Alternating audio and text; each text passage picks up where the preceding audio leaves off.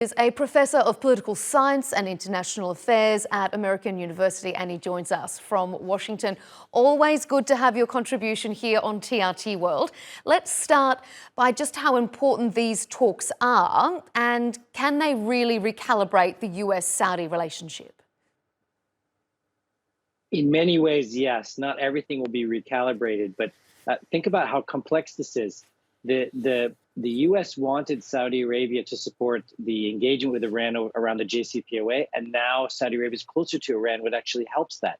Blinken's about to make a trip to China to improve U.S.-Chinese relationships when the Saudis are dealing with the Chinese in a way that's not entirely anathema, I think, to overall U.S. interests. Saudi Arabia is playing a huge role in the Sudan evacuation and Sudan mediation. And so, in all of these prickly things we look at, we could list another 5 or 10. The U.S. and Saudi Arabia are actually more aligned than the deep sort of dip in relationships over the last 5 years would lead you to believe. What about Israel? The US has really been pushing for Saudi to normalize its relationship with Israel. Why is that so important to the US, and are we seeing progress there? Well, I think when the U.S. State Department spokesman said, and Blinken said it yesterday at APAC, that it's not going to be anytime soon, we're telling ourselves that, and we're telling Israel that. I mean, Saudi Arabia did give the overflight rights and has made a number of other gestures, and also has secret cooperation with Israel in a number of domains. But it's not the right time for normalization with Israel, and I really agree. I don't think that's going to happen anytime soon. I think this rapprochement with Iran opens a door for a normalization with Israel, while we're also having the normalizations with Syria.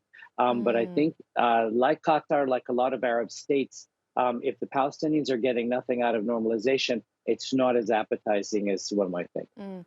And finally, and just briefly, Saudi Arabia played such an important role with regards to peace talks as well, or ceasefire discussions in Sudan.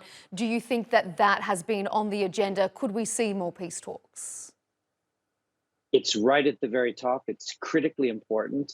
And I think the most interesting development was over the last 4 years, it was the Quad, US, UK, UAE, and Saudi Arabia that were handling all of these back channel negotiations around the Saudi Arabia, and UK and UAE dropped out for a different set of reasons. And now the US and Saudi Arabia are driving that sort of new relationship forward on handling the Sudan file for the international community. And so far, so good. I mean, they've had a lot of success in the negotiations. The Quad become a pair. Let's see how it progresses. Thank you so much, William Lawrence. Always great to have you on TRT World.